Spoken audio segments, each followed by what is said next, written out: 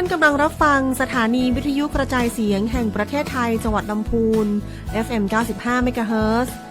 ขอนำทุกท่านเข้าสู่รายการคุยเฟื่องเรื่องเกษตรลำพูนคุณก็อยากรู้ในเรื่องนี้ยังเชิญคุณมาฟังต่างคลื่นนี้นาเฮามีเรื่องเล่าบอกจามาเชิญมาฟังคุยเฟื่องเรื่องเกษตรลำพูนสวัสดีค่ะขอต้อนรับเข้าสู่รายการคุยเฟื่องเรื่องเกษตรลำพูนออกอากาศทางสถานีวิทยุกระจายเสียงแห่งประเทศไทยจังหวัดลำพูน FM 95 เมกะเฮิรตซ์ทุกวันเสาร์เวลา 17 นาฬิกาถึง 18 นาฬิกาวันนี้เราจะมาพูดคุยเรื่องการเกษตรของตำบลบ้านทิอำเภอบ้านทิจังหวัดลำพูนดำเนินรายการโดยเกษตรส้มนางสาวพุทธชาติคอทองนักวิชาการส่งเสริมการเกษตรชำนาญการสำนักงานเกษตรอำเภอบ้านทิ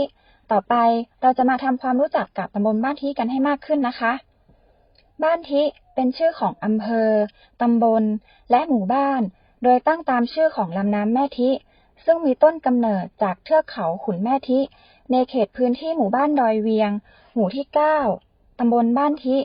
ซึ่งอำเภอบ้านทิจะมีลำน้ำแม่ทิไหลผ่านตลอดกลางของตำบลบ้านทิโดยไหลไปทางตะวันออกของอำเภอและไหลลงสู่ลำน้ำกวงทางทิศตะวันตกในเขตบ้านสันมณะหมู่ที่10ตำบลบ้านทิโดยตำบลบ้านทินั้นเป็นตำบลที่ตั้งอยู่ทางทิศตะวันออกเฉียงเหนือของตัวจังหวัดลำพูนปัจจุบันตำบลบ้านทิมีการแบ่งขอบเขตการปกครองเป็น20หมู่บ้านได้แก่หมู่ที่1บ้านเตาปูนหมู่ที่2บ้านป่าเปาหมู่ที่3บ้านทิหลวงหมู่ที่4บ้านป่าตาลหมู่ที่5บ้านสันทรายหมู่ที่6บ้านป่าสักหมู่ที่7บ้านช่างเพี้ยนหมู่ที่8บ้านสีดอนชัยหมู่ที่9บ้านดอยเวียงหมู่ที่10บ้านสันมณะหมู่ที่11บ้านแพะต้นยางงามหมู่ที่12บ้านสันต้นข่าหมู่ที่13บ้านป่าเหียงหมู่ที่14บ้านสีมูลหมู่ที่15บ้านป่าแดงหมู่ที่16บ้านบัวบกหมู่ที่17บ้านป่าปีหมู่ที่18บ้านท่าตุ้มหมู่ที่19บ้านป่าตาลห้องแห่และหมู่ที่20บ้านใหม่กาดเหนือตำบลบ้านทิมีอาณาเขตติดต่อดังนี้ทิศเหนือ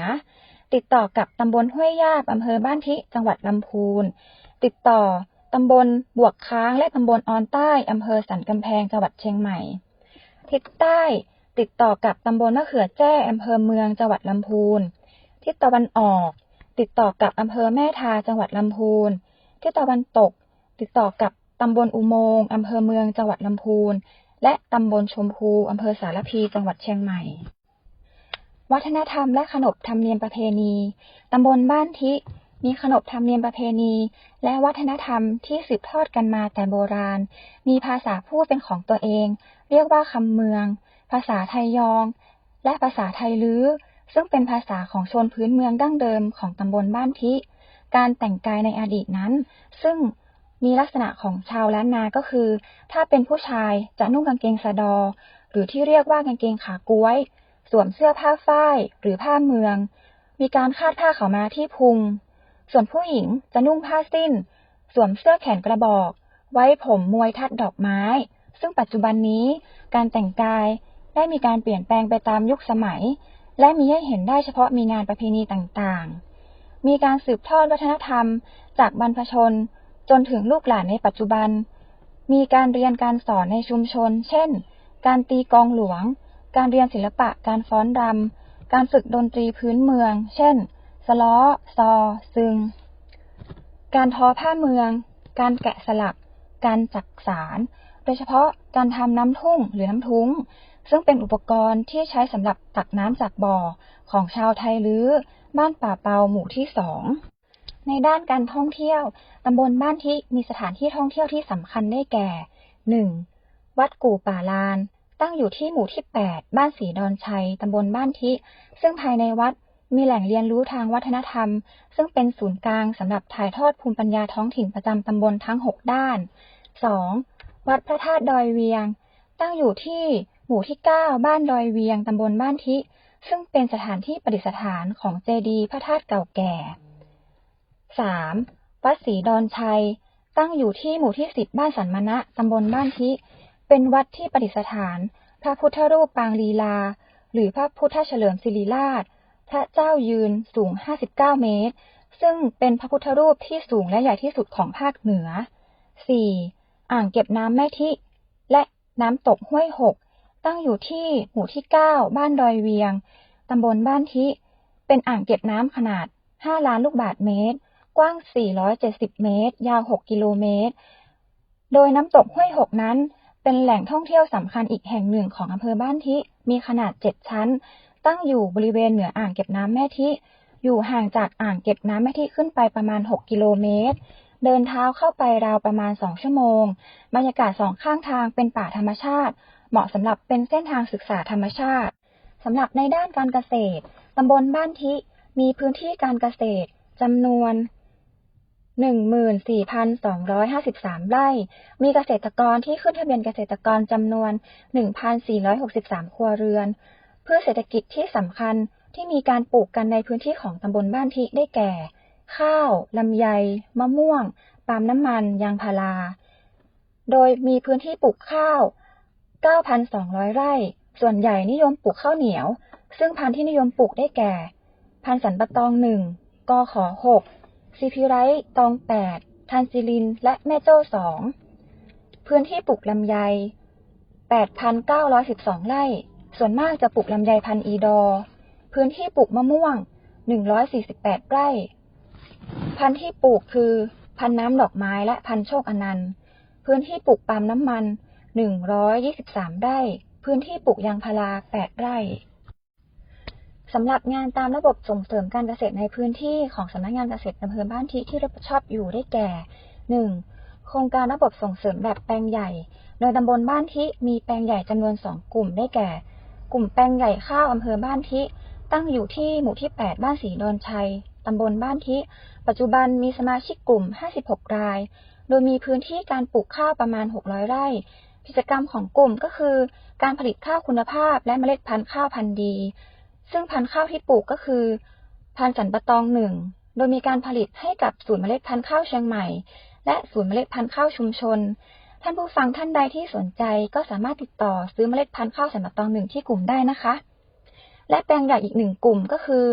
แปลงใหญ่ลำไยตำบลบ้านทิตั้งอยู่ที่หมู่ 1ตำบลบ้านทิซึ่งปัจจุบันมีสมาชิกกลุ่ม32 รายโดยมีพื้นที่การปลูกลำไยประมาณ300 ไร่กิจกรรมของกลุ่มก็คือการผลิตลำไยอบแห้งซึ่งมีแบบอบทั้งเปลือกและแบบอบแห้งเนื้อสีทอง 2. โครงการศูนย์เรียนรู้การเพิ่มประสิทธิภาพการผลิตสินค้าเกษตรหรือเรียกง่ายๆว่าสพก.ในตำบลบ้านทิมีสพก.หลักอยู่ที่หมู่ 3 บ้านทิหลวงโดยประธานศูนย์ก็คือคุณถวันสวัสดิ์จิตเป็นศูนย์เรียนรู้เรื่องการผลิตลำไยคุณภาพและมีสพก.เครือข่ายก็คือศูนย์จัดการดินปุ๋ยชุมชนของคุณประวิตรแปลงตำอยู่ที่หมู่ 15 บ้านป่าแดง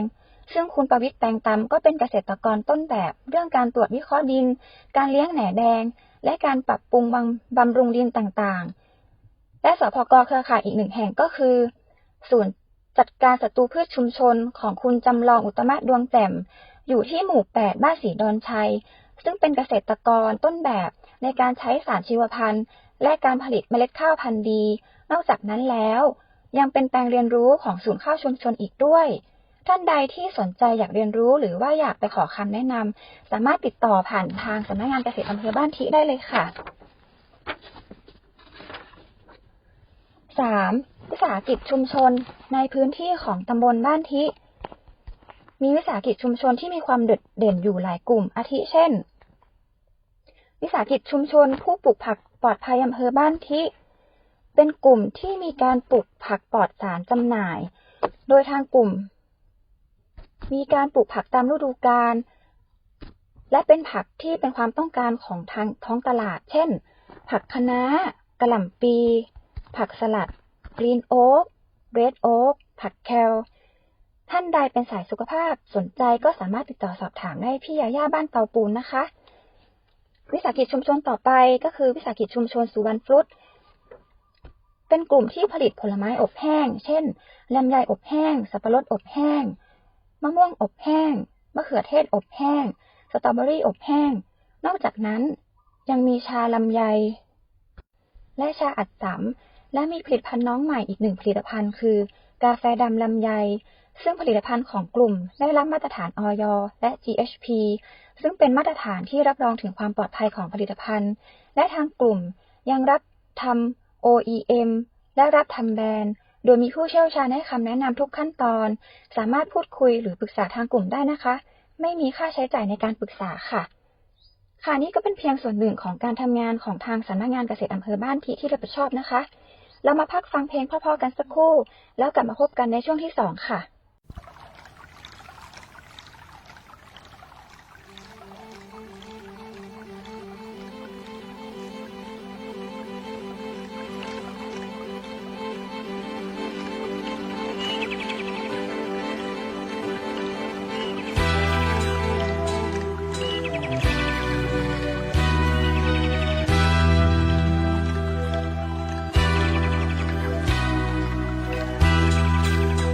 ลำธารช่ำเย็นไหลซอกกระเซ็นจากดอยสายน้ำน้อยๆรวมลำแควเป็นแม่น้ำใหญ่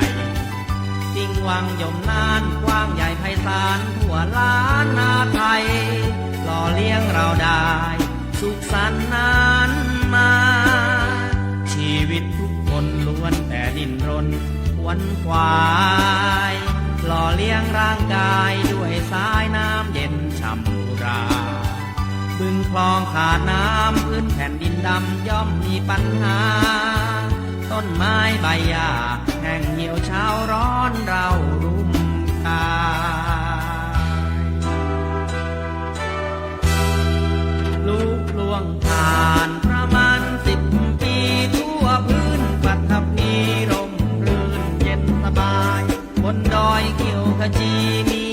แต่ต้นไม้ต้นเล็กต้นใหญ่สัตว์อาศัยร่วมกันลำธารลายสายน้ำก่อนต่อกุ้งปลาหอยเกาะหินพาลักหลัดนกกาไก่ร้องก้องอนาวันเก่งกวางสมันมีช้างข้างลิงเย็นพระพายเย็นกายเย็นจิตเย็นชีวิตช่ำเย็นทุกสิ่งแต่เดี๋ยวนี้มันร้อนจริงๆนานยมวังปิงเหงื่อแห้งแล้งทารา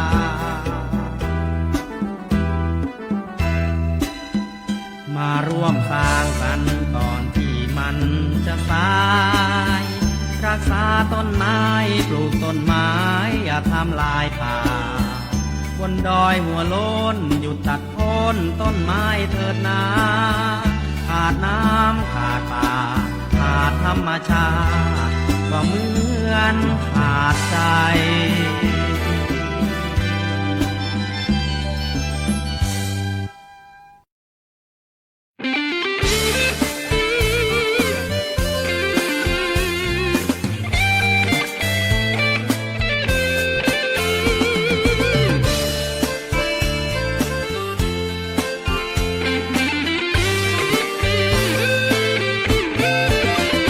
สุขสำราญมันแสนเบิกบานหัวใจเมื่อพอหันสวนลำไยมันพลิดอกออกทีสัญญาไว้กับแฟนสาวคนดีเธอเฮียนอยู่ราชภัฏปีสี่ว่าขายลำไยได้ปีนี้จะหอบเงินไปสู่ขอแต่แล้วความหวังมันต้องมาพังทลายหัวใจไอ้ล้มสลายเหมือนลำไยร่วงอีแปรกายากาสารกาปุ๋ยแห้งงานบ้านเหมือนดอกแคเหตุเพราะน้ำมันราคาพุ่งขึ้นยังบอกไฟแสมีทอกสอบก่อนนักแก่ถึงข่าวย่ำแย่อวสานลำไย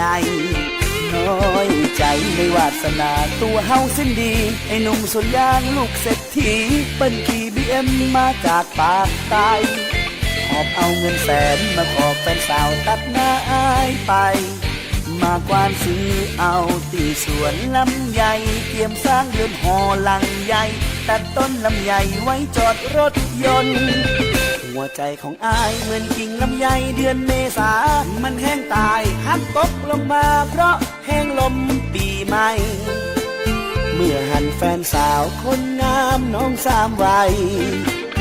จะไปเที่ยวดองเป็นของไอ้หนุ่มจากเมืองไต้อายต้องเอาสารลำไยมาใส่หัวใจที่มันแห้งเหี่ยว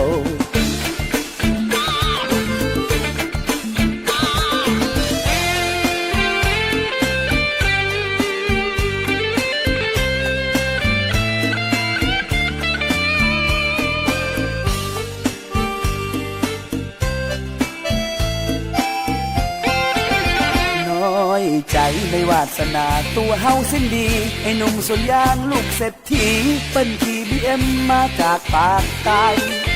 หอบเอาเงินแสนมาขอแฟนสาวตัดหน้าอายไปมากวานซื้อเอาตีสวนลำใหญ่เตรียมสร้างเรือนหอหลังใหญ่ตัดต้นลำใหญ่ไว้จอดรถยนต์หัวใจของอายเหมือนกิ่งลำไยเดือนเมษามันแห้งตายหักตกลงมาเพราะแห้งลมปีใหม่เมื่อหันแฟนสาวคนงามน้องสามวัยจะไปเที่ยวดองเป็นของไอ้หนุ่มจากเมืองไต้อายต้องเอาสารลำไยมาใส่หัวใจที่กำลังแห้งเหี่ยว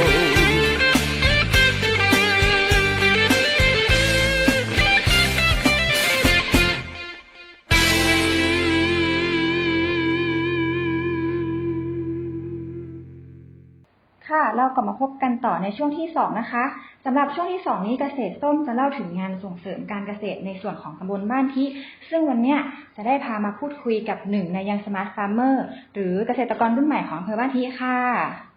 ค่ะสวัสดีค่ะชื่อนางสาวอันดาสายเครื่องนะคะชื่อเล่นชื่อฝนค่ะเป็นยังสมาร์ทฟาร์มเมอร์ของอำเภอบ้านทินะคะปี2565ค่ะค่ะก่อนที่เราจะมาพูดคุยถึงกิจกรรมทางการเกษตรของคุณฝนนะคะอยากจะให้คุณฝนเนี่ยได้เล่าถึงจุดเริ่มต้นของการทำการเกษตรก่อนว่าเป็นมายังไงถึงได้มาทำการเกษตรแล้วยังไงถึงแบบได้มาเป็นยังสมาร์ทฟาร์มเมอร์ของอำเภอบ้านทิค่ะค่ะขอเล่าประวัติคร่าวๆก่อนนะคะตั้งแต่เรียนจบนะคะของฝนนะจบวิศวกรรมเกษตรของมหาวิทยาลัยแม่โจ้นะคะก็หลังจากเรียนจบมาแล้วเราก็ไปทำงานเซลล์เอนจิเนียร์ค่ะที่แถวโซนปทุมธานีนะคะก็ทำงานเขาเรียกว่าทำงานเข้าในส่วนของไม่ได้มาทำงานสายเกษตรเนาะส่วนมากจะเข้าทางนิคมอุตสาหกรรมเนาะทำที่โน่นประมาณ9 ปีอะค่ะ9 ปีใช่ทีแรกคุณแม่ก็อยากจะให้กลับมาช่วยงานที่บ้านเหมือนกันนะคะแต่ตอนนั้นคือยังอยากใช้ความรู้ที่เล่าเรียนมานะคะไปหาประสบการณ์อะไรอย่างเงี้ยค่ะใหม่ไฟแรงอยากใช้ความรู้ที่เรียนมาตั้งกี่ปีใช่ค่ะแล้วยังไงถึงผันตัวกลับมาทำเกษตรคะตอนนั้นนะคะน้องชายได้ย้ายไปบรรจุราชการที่ต่างจังหวัดเนี้ยค่ะก็เลยมีความคิดที่ว่าก็อยากจะกลับมาช่วยงานคุณพ่อคุณแม่ที่บ้านเนี้ยแต่ก่อนจะมีน้องชายเขาคือช่วยงานช่วงเสาร์อาทิตย์หรือว่าตอนเย็นอะไรอย่างเงี้ยเนาะช่วยผู้ใหญ่เขาดูงานอะไรเงี้ยแต่พอน้องย้ายไปก็เลยก็เป็นห่วงที่บ้านด้วยเพราะปกติก็จะมีน้องคอยดูวันเสาร์อาทิตย์ค่ะใช่ค่ะเราก็เลยว่าอาจจะเป็นโอกาสที่ออกจากเขาเรียกออกจากคอมฟอร์ตโซนเนาะเราทำงานยาวนานมา9 ปีอะไรเงี้ยแล้วเราคือพลิกมาทำอีกแนวนึงอะไรเงี้ยไม่ใช่ส่วนที่เราเรียนมาเลยใช่ถึงแม้เรียนเกษตรแต่ว่าพวกปลูกผักทำสวนอะไรเงี้ยจะคนละสายงานเลยอย่างเงี้ยค่ะเราก็ว่าอาจจะเป็นเขาเรียกเป็นโอกาสเนาะโอกาสที่จะได้สร้างสรรค์กิจกรรมที่บ้านต่อยอดธุรกิจเกษตรที่บ้านอะไรอย่างเงี้ยเนาะแล้วคุณฝนเริ่มทำเกษตรมาได้กี่ปีแล้วคะตอนนี้ได้3 ปีแล้วค่ะตั้งแต่กลับบ้านมาเนาะเป็นเพราะช่วงโควิดด้วยนะคะมีส่วนไหมที่ทำให้เราเป็นหนึ่งในเหตุผลที่เราต้องกลับมาที่บ้านด้วย ช่วงโควิดตอนนั้นยังตอนนั้นอยู่ที่บ้านละช่วงโควิดนี่คือจะเป็นช่วงที่กลับมาได้ช่วงแรกๆ กลับ ค่ะ มาแล้ว ใช่ แต่ว่าพอมาทำเกษตรที่บ้านเนาะก็ถือว่าเราได้รับผลกระทบน้อยเนาะเพราะว่าเราสร้างแหล่งอาหารปลูกผักสวนครัวที่บ้านอะไรเงี้ยค่ะ ก็ถือว่าเป็นโชคดีไปที่กลับมาก่อน ใช่ใช่ได้รับผลกระทบน้อย แล้วยังไงถึงได้มาเป็นยังสมาร์ทของอำเภอบ้านทิได้คะ ค่ะ ก็เราทำการเกษตรก็คือตอนนั้นที่กลับมานี่คือจะปลูกอัญชันแล้วก็ทำพืชผักสวนครัวเนี้ยค่ะ ทางเจ้าหน้าที่หรือว่าทางสำนักงานเกษตรเนี้ยค่ะเขาทางเจ้าหน้าที่ของอำเภอบ้านทิเนาะเขาก็ชักชวนเข้ามาร่วมกลุ่มของยังสมาร์ทฟาร์มเมอร์ เพราะว่าจริงๆในส่วนของกิจกรรมโครงการยังสมาร์ทฟาร์มเมอร์ค่ะจะมีกิจกรรมทุกปีโดยที่ทางสำนักงานเราจะเฟ้นหาค้นหาเกษตรกรรุ่นใหม่ที่มีความสนใจในการทำการเกษตรเพราะฉะนั้นอาจจะเป็นเข้าสายตาของทางสำนักงานเพราะว่าเป็นคนรุ่นใหม่แล้วหันมาสนใจหรือมาทำการเกษตรทางเราก็เลยชักชวนเข้าร่วมโครงการยังสมาร์ทฟาร์มเมอร์ค่ะ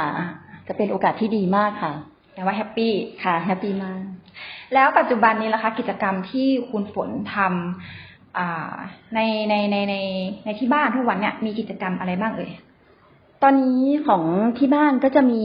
ปลูกข้าวเนาะตอนนี้ข้าวก็จะมีประมาณ9ไร่อะค่ะแล้วก็ลำไยจะมีทั้งหมด15ไร่15ไร่ค่ะ15ไร่เป็นของคุณพ่อทำแล้วก็ส่วนหนึ่งจะแบ่งมาส่วนหนึ่งก็คือมาทำระบบน้ำดูแลเองอยู่ส่วนหนึ่งนะคะหมายถึงคุณฝนแบ่งส่วนจากคุณพ่อมาค่ะใช่ขอคุณพ่อมาดูแลขอเราดูแลจัดการเรื่องระบบน้ำค่ะของพ่อก็จะเป็นโซนค่ะ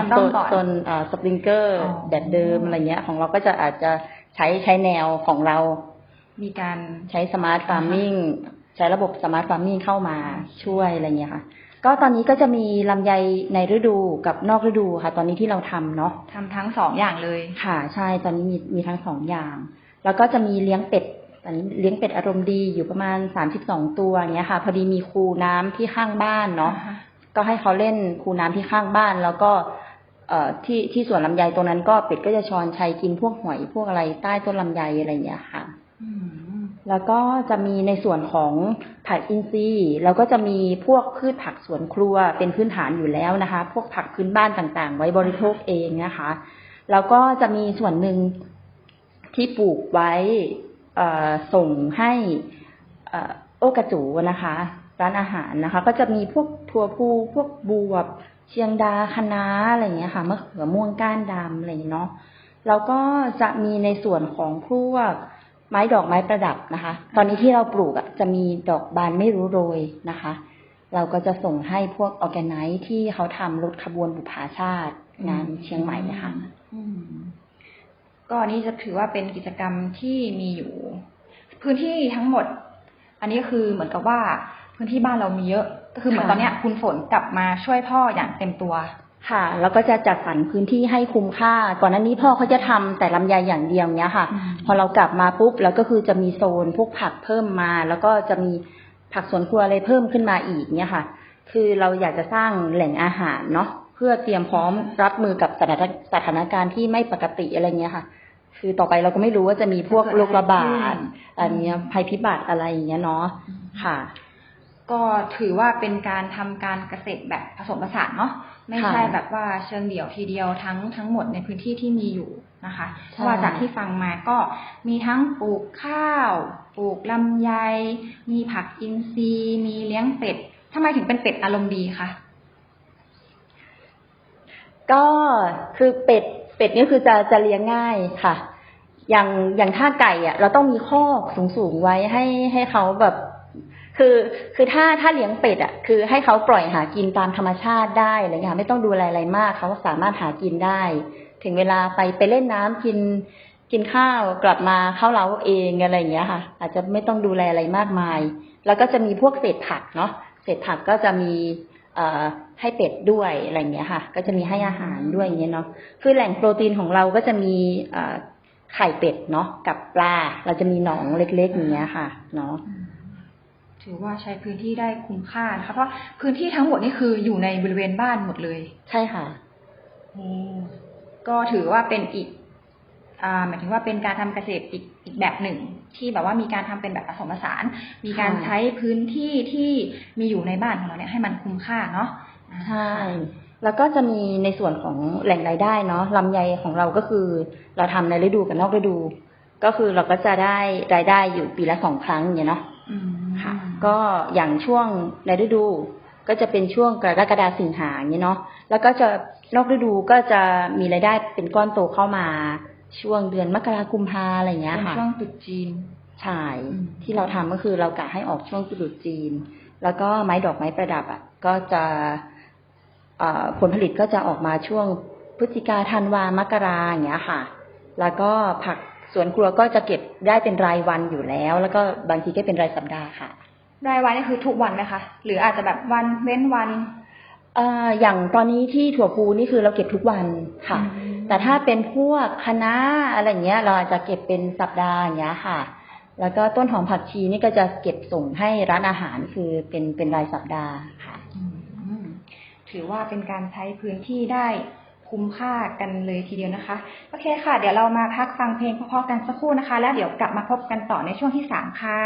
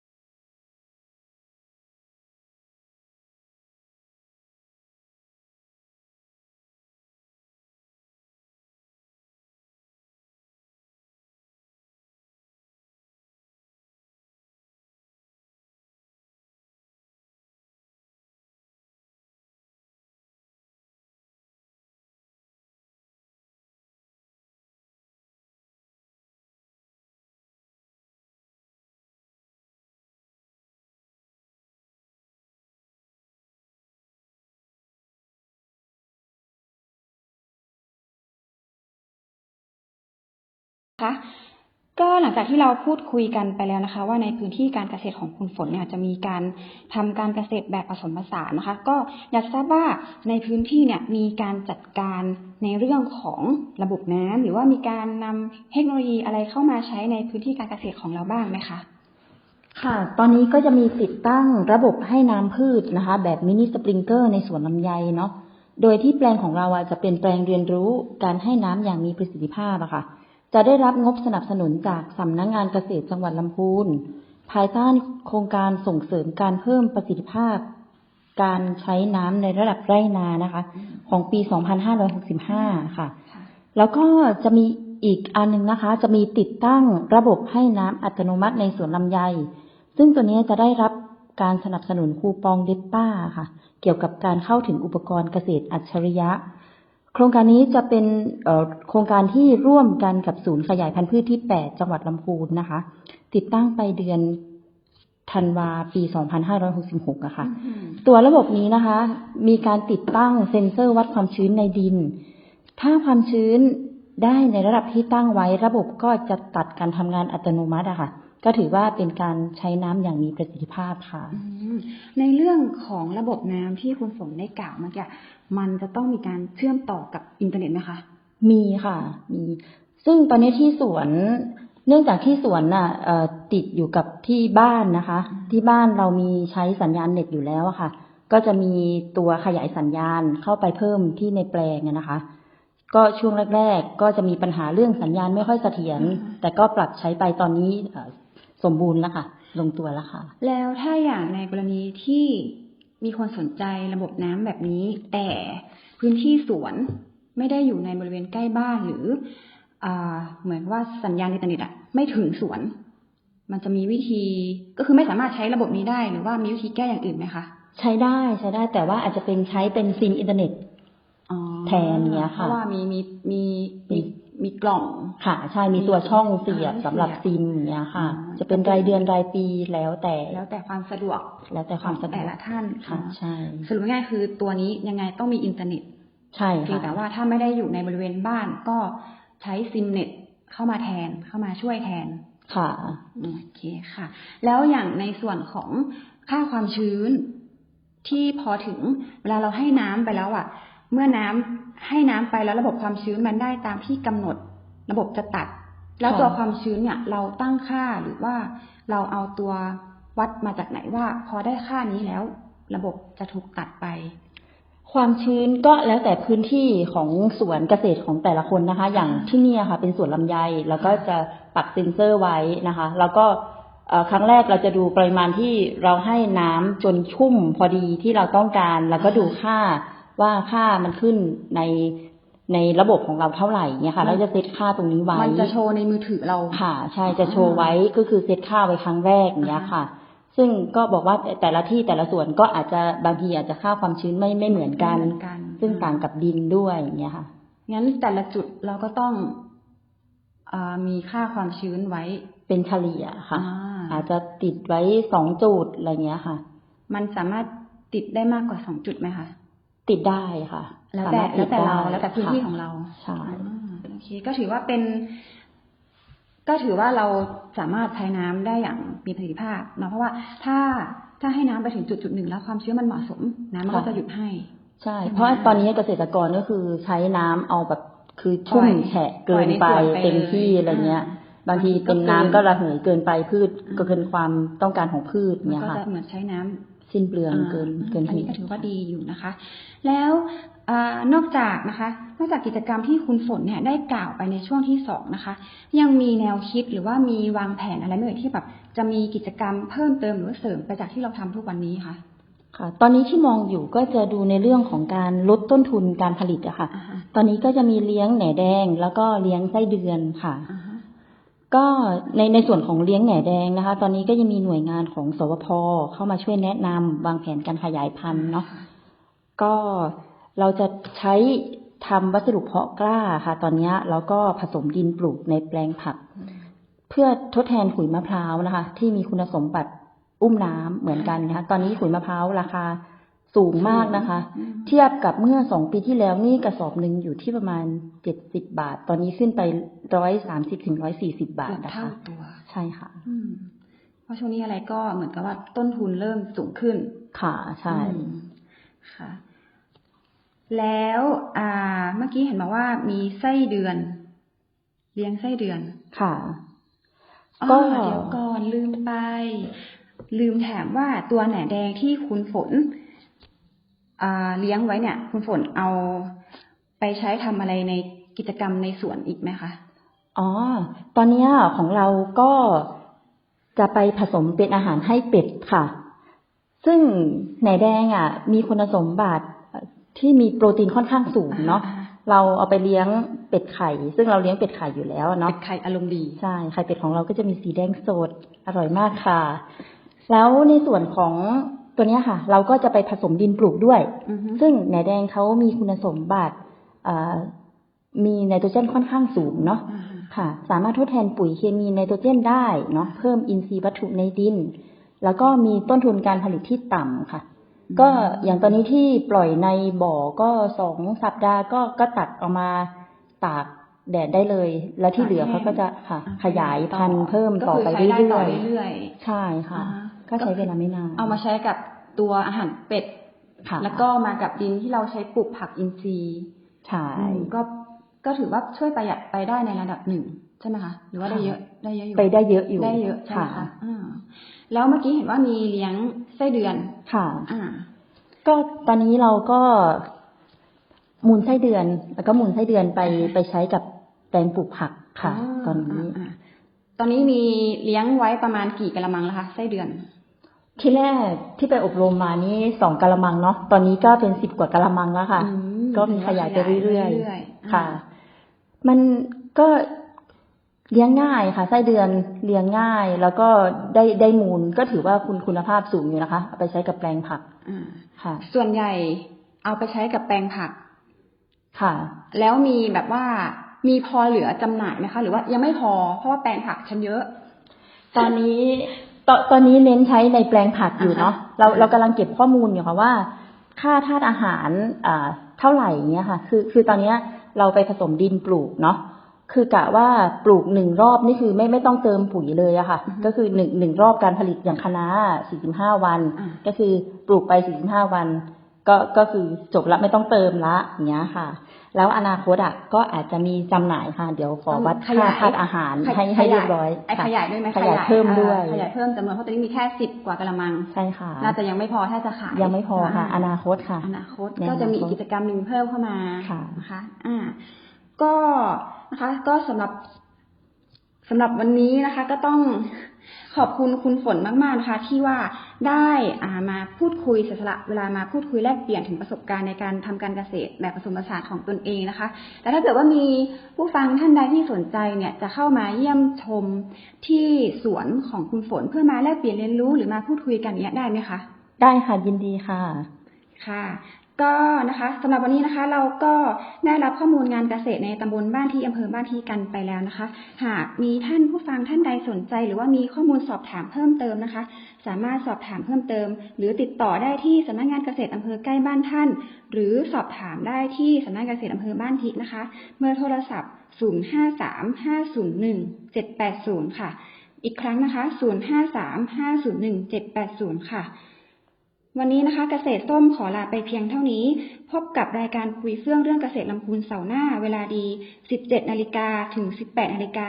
ทาง FM 95 เมกะเฮิรตซ์สำหรับวันนี้สวัสดีค่ะ